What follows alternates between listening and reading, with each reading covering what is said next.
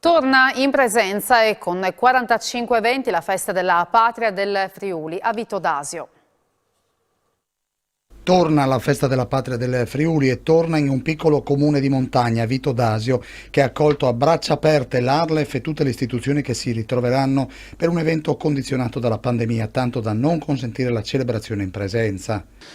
Noi abbiamo cercato di dare tutto quello che potevamo per questo periodo di pandemia, ma finalmente possiamo tornare alla nostra attività normale che ci porterà sicuramente grandi benefici e porterà benefici anche al comune ospitante, che è quello di Vito d'Asio, un comune simbolo che è un comune alla fascia montana particolarmente esteso e che racchiude tante identità, un po' come il Friuli, racchiude queste identità sotto un unico cappello che è quello dell'identità friulana e della patria del Friuli. Ne è passata di acqua sotto i ponti, secondo Geremia Gomboso, presidente dell'Istituto Ladin Furlan, che ricorda la sua prima festa della patria ad Aquileia, quando poche persone erano state identificate dalle forze dell'ordine mentre sventolavano le bandiere del Friuli. Finita la manifestazione sono venuti che dalla Digos